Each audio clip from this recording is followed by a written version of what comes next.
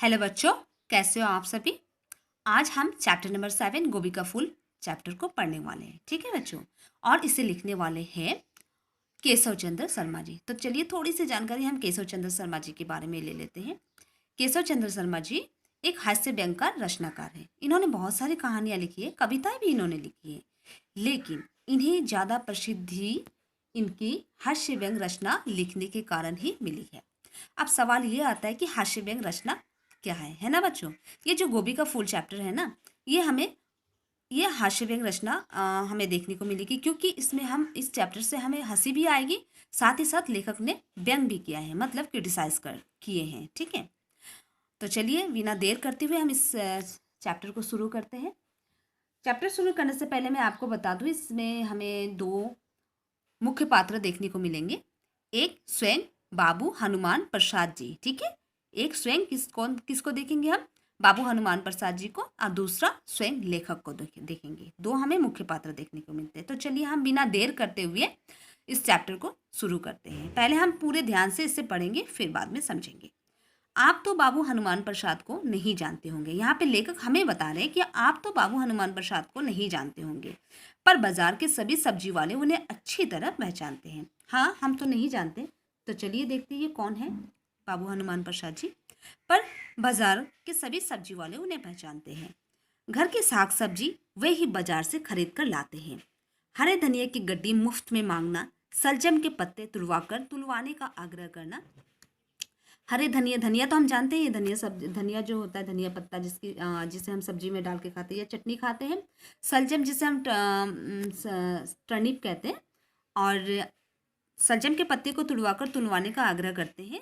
तथा आलू, आलू तो जानते हैं, आलू छाड़ छाड़ छाड़ चढ़वाने का, तथा अरबी धुलवाकर मिट्टी हटाकर लेना आदि अनेक ऐसी बातें हैं जिनके कारण सब्जी मंडी का हर व्यक्ति उन्हें पहचानता है।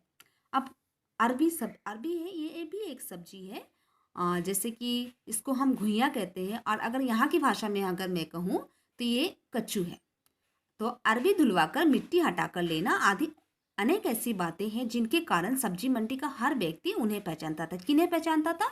हनुमान प्रसाद जी को। ठीक है, सभी सब्जी वाले उन्हें देखकर आइए बाबूजी का नारा लगाते हैं, पर मन से कोई नहीं चाहता कि वे उसके दुकान पर ही उस दिन का व्रत तोड़े, क्योंकि बहुत देर तक हिसाब लगाना पड़ता है कि सौदे के बाद घाटे में आखिर कौन है। यहाँ पे लेखक बता रहे हैं कि किस तरीके से लोग, दुकानदार नहीं चाहते कि बाबू हनुमान प्रसाद जी पहले पहले जाके उनकी दुकान में फर्स्ट खरीदारी करें, लेकिन दिल से कोई नहीं चाहता, ऊपर से सभी दिखाते हैं, है ना बच्चों। उसके बाद हमने देखा हनुमान प्रसाद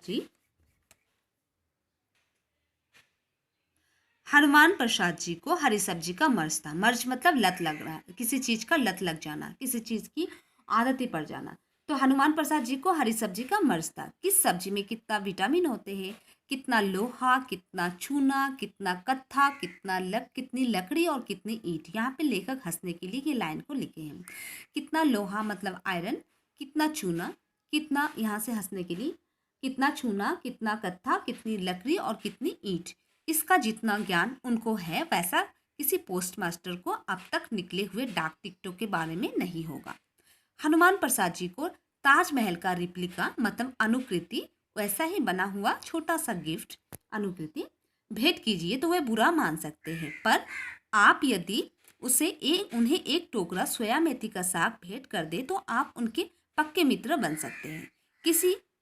किसी को कहीं बाहर आते जाते देखती तो मौसमी तरकारी मतलब सब्जियों की फरमाइश जरूर कर देते। कौन? बाबू हनुमान प्रसाद जी, है ना। उस दिन मुंह से अचानक निकल पड़ा कि मैं लखनऊ जा रहा हूँ। किसके मुंह से अचानक निकल गए? लेखक के मुंह से क्या निकल गई? कि मैं लखनऊ जा रहा हूँ। फिर क्या था? बाबू हनुमान प्रसाद बोले, अरे भाई वर्मा साहब, आप लखनऊ जा रहे हैं तो हमारे लिए 5 फूल गोभी लेते आइएगा। अभी यहाँ गोभी का अच्छा फूल मिलता नहीं, लखनऊ में 1-1 रुपये का अच्छा फूल मिल जाता है। मैंने हाँ या ना कहा हो, मतलब लेखक कुछ कहते हाँ या ना कहते, इसके पहले ही उन्होंने 5 रुपये मेरे हाथ में रख दिए और मुझे अकेले ले जाकर बोले, देखिए वर्मा जी, पता नहीं आप कभी साग सब्जी खरीदे है कि नहीं। उसमें भी डाउट है इनको। देखो, फूल जरा गठा हुआ लीजिएगा, छितरा फूल जल्दी खराब हो जाता है। बहुत बहुत से गोभी वाले पत्ते निकाल लेते हैं, वे पत्ते ना निकाल पाए।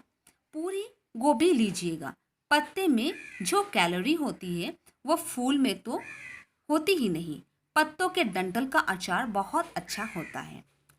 ऐसा कौन बोल रहा है? ऐसा हनुमान प्रसाद जी, जिसे कह रहे हैं लेखक को करे। वे हर किसी सब्जी के बारे में बहुत कुछ कह सकते थे, इसलिए मैं चुप था। कौन चुप थे? लेखक चुप थे। और कौन जानता था सब विषय के बारे में, सब्जी के विषय के बारे में? हनुमान प्रसाद जी। ठीक है। वे सांस लेकर फिर बोले, अच्छा सुनिए, फूल में कभी कभी छोटे छोटे कीड़े लग जाते हैं, उसे जरा झड़वा के लीजिएगा। पानी में भीगा हुआ फूल मत लीजिएगा, बड़ी जल्दी खराब हो जाता है। अच्छे गोभी के फूल में विटामिन ए, बी, डी अधिक रहता है। बच्चों, क्या रहता है? अच्छे गोभी के फूल में विटामिन ए, बी, डी अधिक रहता है। ठीक है। मैंने उन्हें याद दिलाया कि यदि मैं गोभी का फूल का महात्म्य मतलब महानता सुनकर गया तो गाड़ी तो छूटेगी ही, नौकरी भी छूटेगी और गोभी का फूल भी छूटेगा। यहाँ पे लेखक हनुमान प्रसाद जी को बता रहे हैं। तब जाकर हनुमान प्रसाद जी ने मुझे छोड़ा। अब इधर हजरतगंज सिनेमा, नुमाइश और कॉफी हाउस सब कुछ छोड़कर मैं लखनऊ की तरकारी मंडी में घुसा। तरकारी वाले 2 रुपये से नीचे उतरने को तैयार ना थे, पर मुझे 2 गोभी के फूल 1-1 रुपये वाले ही चाहिए थे, पूरे पत्ते वाले, जिनके डंठल का अचार बन सके। लौटने का वक्त हो गया। मंडी वाले ने 1 रुपये पर उतरने के लिए हामी ना भरी। हार कर 1.5 रुपये के भाव से गोभी के फूल खरीदे और सोचा, यदि ये इतने ही नायाब मतलब बढ़िया है तो 2-4 अपने लिए भी ले लूं, है ना? 2-4 अपने लिए भी ले लूं, ऐसा लेखक ने सोचा। प्लेटफॉर्म पर हाथ में एक खूबसूरत अटैची के साथ एक झाबा मतलब टोकरी गोभी के फूल लेकर सफर करने वाला मैं अपने ढंग का अकेला ही मुसाफिर दिखाई पड़ रहा था। टिकट चेकर 2 बार पास से गुजरा। कूली से पूछा गया कि सामान ना बुक करवा लिया या नहीं। 2 एक परिचित चेहरे दिखाई पड़े। बोले, कहिए दावत कब है? संजीदगी से जवाब देता हुआ मैं प्लेटफॉर्म पर बढ़ती हुई भीड़ और अपनी गोभी के झाबे को देख रहा था। यह संजीदगी मतलब गंभीरता। ठीक है। संजीदगी मतलब गंभीरता से लेखक जवाब देते हुए जा रहे थे, क्योंकि रास्ते में उनके एक हाथों में, कल्पना करो, एक हाथों में अब उनके ब्रीफकेस अटैची या ट्रॉली था, दूसरे हाथ में क्या थी? गोभी का झाबा मतलब गोभी का टोकरी था। तो कैसे लगेंगे लेखक देखने में? रास्ते में जो भी लोग मिल रहे थे उनसे मजाक के तौर पे उनसे बातें कर रहे थे, बताइए कब मिलेगी हमें दावत आपके घर में। तो वे बड़ी संजीदगी से उन्हें जवाब देते थे, गंभीरता से जवाब देते हुए आगे बढ़ जाते थे, है ना? कुली मैं प्लेटफॉर्म पर चढ़ती हुई भीड़ और अपने गोभी के झाबे को देख रहा था। कुली चढ़ाने का आश्वासन मतलब तसल्ली दे रहा था, पर 1 रुपया इनाम चाहता था। गाड़ी आई, ठसाठस भरी मेल, मारामारी का दृश्य। कुछ लोग डिब्बे से बाहर निकलने का प्रयत्न कर रहे थे और कुछ चढ़ने का। मेरे कुली ने अब नाचुक चौहान की तरह, यहाँ पे मुहावरा का यूज किया गया है, नाचुक चौहान की तरह मुझे ललकारा। ठीक है। मैं भीतर घुसने लगा। भीतर वाले मुझे दूसरे डिब्बे में खाली जगह के बारे में अतिरिक्त जानकारी के साथ रेल के सारे कानून एक साथ समझाने पर तुल गए। पर हया नामक वस्तु मैं प्लेटफॉर्म पर ही छोड़कर डिब्बे के भीतर घुसा था। ठीक है। कौन? लेखक। भीतर घुसते ही गोभी के फूलों की चिंता हुई। झाबा पूरा भीतर नहीं आ सका। गोभी के फूल धीरे धीरे करके भीतर आ रहे थे। आखिर किस्त में 2 फूल प्लेटफॉर्म पर ही खिसक कर डिब्बे के नीचे रेल की पटरी पर पहुंच गए। मैं कूली पर बिगड़ने लगा। कूली इनाम मांगने पर अटका हुआ था और मैं गिरी हुई गोभी के दाम पर। तू तू मैं बढ़ने लगी। किसके बीच में? लेखक और कुली के बीच में, है ना। दोनों अपने अपनी भाषा में एक दूसरे को ऊंच नीच कह रहे थे। गाड़ी के भीतर का दृश्य भी निराला था। एक स्वर कहता था, साहब उधर ले जाए ना। जो वो गाड़ी में, वो रेल के डिब्बे में जो झाबा घुसाया गया था, टोकरी घुसाया गया था, तो वो भीड़ में कुछ लोग कहते थे उधर ले जाइए, इसे झाबे को उधर ले जाइए। दूसरा बोला बेंच के नीचे रख लीजिए। तीसरा ऊपर से जाने का सुझाव देता, पर कोई भी अपनी जगह से तिल भर भी, मतलब जरा सा भी, रत्ती भर भी साइड होने का, हिलने को तैयार ना था। गोभी का झाबा मतलब टोकरी वही नीचे पड़ा रहा। स्टेशन पर गाड़ी रुकती रही और लोग डिब्बे में सबके मना करने पर भी उसी तरह घुसते रहे जिस तरह मैं घुसा था, मतलब लेखक घुसे थे। वो तो रेलगाड़ी में बहुत भीड़ होती है ना, तो उस भीड़ में भी लेखक जिस तरीके से घुसे थे, उसी तरीके से हर एक स्टेशन में लोग घुसते जा रहे थे। मेरा अकेला स्वर डिब्बा डिब्बा खुलते ही मुझे सुनाई पड़ता था, बचाइएगा, देखिएगा, अरे अरे इधर नहीं, उधर गोभी है, अरे ट्रंक उधर ले जाओ। पर जब आदमी जनता हो जाता है तो कौन किसकी सुनता है। सो मेरी भी किसी ने ना सुनी। जब इलाहाबाद स्टेशन न आ गया जब तक इलाहाबाद स्टेशन न आ गया, मैं अपनी गोभी की झाबी को देख भी नहीं पाया। भीड़ उस पर छाई रही। इलाहाबाद आने पर मैं उसे देख पाया। गोभी के गटे हुए पत्तेदार फूल जनता की इतनी लातें सह चुके थे। लातें मतलब किसी की लातों से, मतलब पैरों से कुचला जाना, ठीक है। लातें सह चुके थे कि हारे हुए उम्मीदवार मतलब चुनाव में खड़ा होने वाला जिस व्यक्ति होता है उसे हम उम्मीदवार कहते हैं। उम्मीदवार की तरह उसे पहचानना कठिन लग रहा था। इतने हमले के बाद भी कितने विटामिन उसमें शेष बचे हैं, यह मैं बाबू हनुमान प्रसाद तक पहुंचाकर मालूम करना चाहता था। यहाँ पे लेखक कह रहे हैं कि इतने हमले के बाद क्या गोभी में इतने विटामिन बचे होंगे, पर हिम्मत ना पड़ी। यहीं के बाजार से 2-2 रुपए के फूल खरीद कर लखनऊ के कहकर उन्हें मैं दे आया हूँ, और उसके बदले मैं लखनऊ में मिलने वाली सस्ती तरकारी पर उनका एक भाषण सुनकर अब भी लौटा हूँ। तो बच्चों, हमने क्या देखा कि बाबू हनुमान प्रसाद जी सब्जी खरीदते समय हरे धनिये की गड्डी मुफ्त में मांगते, सलजम के पत्ते तुलवाने का आग्रह करते, आलू छाट छाट कर लेते, अरबी धुलवाकर मिट्टी हटाकर लेते थे, है ना। इसी मोल भाव के कारण सारे सब्जी वाले उन्हें पहचानते थे, और मन से कोई नहीं चाहता था कि वे उनके दुकान पर चले जाए। लेकिन ऊपर ही ऊपर सभी उनके बताते थे कि बाबू हनुमान प्रसाद जी आप मेरी दुकान में आइए, मेरी दुकान में आइए। लेकिन दिल से कोई नहीं चाहता था, क्योंकि सारे दुकानदार उनकी हरकतों को जानते थे, है ना बच्चों। और बच्चों, हम सभी का अलग अलग शौक होता है ना, जैसे कि खेलने का, खाने का, पहनने का। और इस पाठ में हमने क्या देखा? बाबू हनुमान प्रसाद जी को सब्जियों का शौक है, उनको मर्ज लगी है, लत लगी हुई है सब्जियों का, तो उन्हें सब्जी बहुत पसंद था।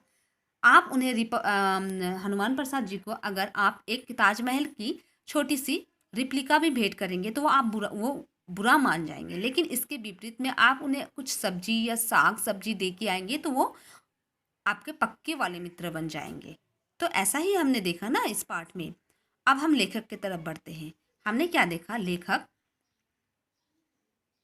बच्चों, हमें बचपन से ये सिखाया जाता है ना, अपने घरों में, अपने स्कूल में, कि हमें हमेशा अपने बड़ों का सम्मान करना चाहिए। हमसे जो बड़े हैं उनकी बातों को हमेशा सराखों पर रखना चाहिए, है ना बच्चों। चाहे उनके द्वारा, मतलब बुजुर्गों के द्वारा बताए गए कामों को हमें करने का मन ना होते हुए भी हम उन्हें ना नहीं कहते। हम कहते हैं अच्छा ठीक है, हम अभी नहीं, बाद में कर देंगे। लेकिन हम उन्हें उनके मुंह पे ना नहीं कहते। तो बच्चों, यही तो हमारी संस्कार है ना बोलो। कुछ इसी तरीके का हाल हमारे लेखक का भी हुआ था। कुछ इसी तरीके से हाल हमारे लेखक का भी हुआ था। अचानक उनके मुंह से निकल गया कि मैं लखनऊ जाना चाहता हूँ, बस। और क्या था। ये बात सुनते ही हनुमान प्रसाद जी को मौका मिल गई। उन्होंने कहा, आप लखनऊ जा रहे हैं तो ये लीजिए मेरे 5 रुपये, वहाँ बहुत सस्ती सब्जी मिलती है, तो मुझे 5 रुपये में 5 फूल गोभी लेते आइएगा मेरे लिए। अब लेखक कसम कसम पड़ गए। हाँ भी नहीं बोल सकते, ना भी नहीं बोल सकते, क्योंकि हमारे संस्कार, किसी बड़े बुजुर्ग को हम सीधे सीधे ना नहीं कह सकते। तो वे उन्होंने कहा ठीक है, ठीक है। तो इसके बाद क्या हुआ, हनुमान प्रसाद जी लेखक को वहाँ की गोभी की महानता बताना शुरू की। जब लेखक ने देखा कि उनकी भाषण लंबी होती जा रही है, तो लेखक ने कहा कि अगर मैं आपकी बातों को इसी तरीके से सुनता रहा तो पक्की वाली मेरी, सबसे पहले मेरी गाड़ी छूटेगी, फिर मेरी नौकरी छूटेगी, और तो और आपकी सब्जी वहाँ से जो मैं लेके आने वाला हूँ वो छूट जाएगी। तब हनुमान प्रसाद जी को महसूस हुआ, एहसास हुआ, हाँ हाँ ये तो बात सही कह रहे हो, ठीक है, आप जा सकते हो।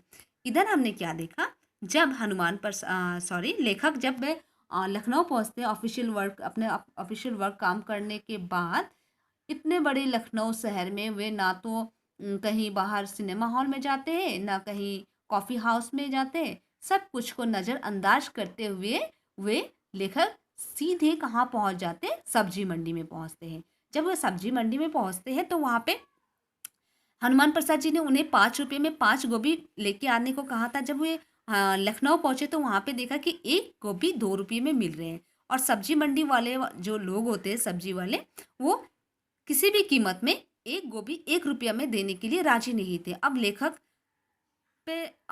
सोचने लगे कि ये कैसी बात है, पर 5 रुपये में 5 लेने को बोला गया है और यहाँ पे एक एक गोभी 2 रुपया। बहुत मोल भाव किया लेखक ने, लेकिन सब्जी मंडी वाले लोग जो थे वो नहीं माने। अंत में लेखक ने क्या किया, एक एक फूल गोभी 1.5 रुपये में खरीदने के लिए कहा। तब वहाँ की मंडी वाले जो है सब्जी वाले, उन्होंने कहा ठीक है हम मान जाते हैं। तो लेखक सोचे कि अगर यहाँ की सब्जियों में इतनी ही विटामिन होते हैं तो क्यों ना मैं अपने लिए भी 2-4 ले लूँ। तो लेखक के लिए 5 लिया, अपने लिए 2-4 लिया। इतने सारे गोभी अब एक साथ लिया तो जाए कैसे, तो इसीलिए उन्होंने एक झाबा मतलब टोकरी खरीद ली। अब वहाँ से जब टोकरी में सब्जी लेके लेखक रेलवे स्टेशन पहुँचे, तो आप कल्पना करो, एक हाथ में उनकी ब्रीफकेस, सूटकेस या कुछ भी ट्रॉली जैसी थी, सामान अपने सामान को रखने के लिए, और दूसरे हाथ में उनकी क्या थी, टोकरी थी। तो ये जो हंसने का दृश्य बन रहा था, ये सब देख के क्या हुआ, वहाँ के जितने स्टेशन में कुछ जान पहचान के लोग मिले, वो देख के लेखक को देख के हंसने लगे और उनसे कहा कि अच्छा बताइए, लेखक को लोगों ने ऐसे व्यंग किया कि बताइए ना आपके घर में कब दावत है, हम जाने वाले हैं आपके घर। लेखक उन्हें बहुत ही संजीदगी मतलब बहुत ही गंभीरता से उन लोगों से जवाब देते हुए आगे बढ़ रहे थे। और इधर क्या दिखा, हमने देखा कूली जो आया, कूली ने कहा कि लेखक को कि आप मुझे ये झाबा टोकरी मुझे दे दीजिए, मैं आपको सही सलामत रेलवे स्टेशन तक अच्छे से आपके डब्बा तक पहुंचा दूंगा, और बदले में मुझे 1 रुपया चाहिए, ठीक है। तो लेखक मान गए, लेखक ने उन्हें टोकरी दे दिया और दोनों ही स्टेशन पे अच्छे तरीके से पहुंच गए। जैसे ही ट्रेन रुकी, इतना भीड़ था, भीड़ ट्रेन में इतनी भीड़, मारा मारी का दृश्य देख के लेखक चौंक पड़े कि आखिर घुसे तो कैसे घुसे। लेखक ने किसी तरीके से अंदर घुस गए, ठीक है। और जब अंदर घुस गए तो वहाँ के लोगों ने उन्हें हिदायत देना शुरू किया, मतलब बताना शुरू किया कि आप अभी भीड़ उतरी ही नहीं तो आप कैसे ट्रेन के अंदर आ सकते हो, पहले हम उतरेंगे फिर आप चढ़ोगे। तो इस भीड़ में कौन किसकी सुनता है। लेखक ने भी अपने शर्म और हया को पीछे छोड़ते हुए कुछ नहीं बोले और डायरेक्ट ट्रेन पे उठ गए। जब वो ट्रेन पे उठ गए, रेलगाड़ी के अंदर चले गए, डब्बे के अंदर चले गए, तब उन्हें पता चला कि गाड़ी का झाबा तो आया ही नहीं अंदर। तो वे आश्वासन देने लगे कुली को कि अंदर लाया जाए, और वो झाबा एक साथ तो इतनी सारी नहीं आएंगी, तो उन्होंने क्या किया, एक एक करके गोभी को कुली ने एक एक करके अंदर लाया गोभी को। हाँ, और इधर क्या हुआ, भीड़ के कारण दो फूल प्लेटफॉर्म पर ही गिर पड़े और डिब्बे के रेल की पटरी पर पहुंच गए। अब लेखक को कुली पर गुस्सा आया। अब कुली डर के मारे इनाम मांगने, मतलब इनाम मतलब उनका 1 रुपया हुआ था ना, 1 रुपया टोकरी लेके जाने का, इनाम मांगने पर अटका हुआ था। लेखक भी गिरी हुई गोभी के दाम पर, क्योंकि दो गोभी गिर चुकी है, इसका मतलब एक एक गोभी 1.5 रुपये के था, 3 रुपया का लॉस हो गया। और उधर गोभी इनाम मांगने के लिए तो गोभी जो कुली था उनको 1 रुपया देना पड़ेगा। तो यहाँ पे इसीलिए तू मैं लेखक और कुली के बीच में शुरू हो गई। ठीक है, और इधर हमने क्या देखा, गाड़ी का दृश्य तो निराला था।